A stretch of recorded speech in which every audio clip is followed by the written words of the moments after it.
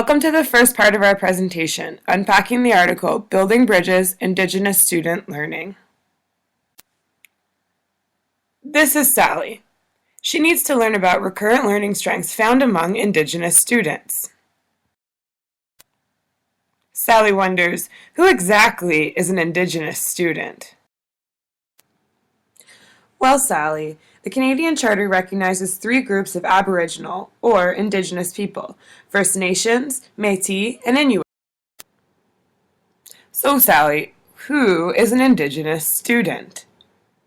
That's easy, Heather. Any student who identifies with the three groups recognized by the Charter.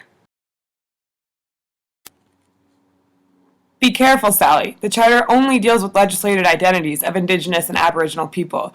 It's very political. Just because a student doesn't identify with one of the groups mentioned in the Charter, it doesn't mean they can't be an Indigenous student.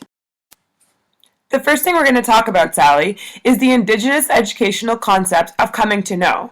It is an educational approach that represents a personal, participatory, and constructive process towards gaining community-based knowledge and wisdom in action. So, what is a recurrent learning strength, then? Great question, Sally. Recurrent learning strength is a term used to describe the ways in which Indigenous students might learn more efficiently compared to conventional styles. It is not a stereotype, but rather a term used to describe the learning strengths of Indigenous students most often found. Some example of these learning strengths are visual more than verbal, holistic more than analytical, oral more than written, experiential over passive, reflective more than trial and error, collaborative over individual, and storytelling over basic lecture style. So every teacher uses these recurrent learning strengths to guide their lesson planning, right? That would be amazing, wouldn't it, Sally?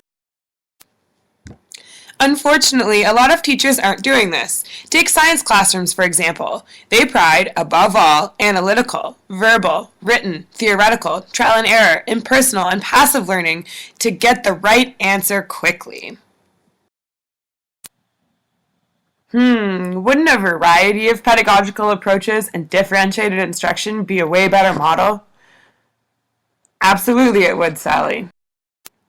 Like the reading said, a classroom that encompasses the recurrent learning strengths of Indigenous students will likely help those students feel more comfortable in learning. I totally get it now. That's great, Sally.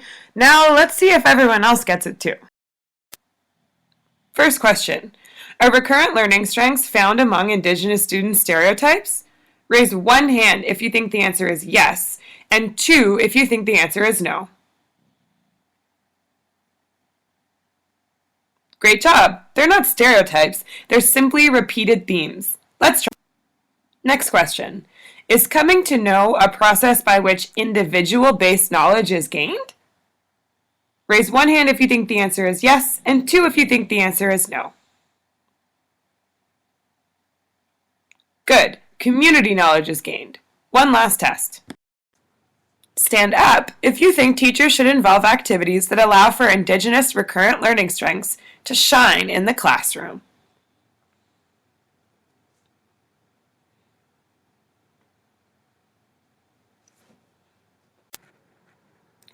I'm so happy you're all standing.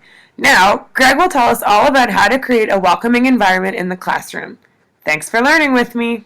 Created using Powtoon.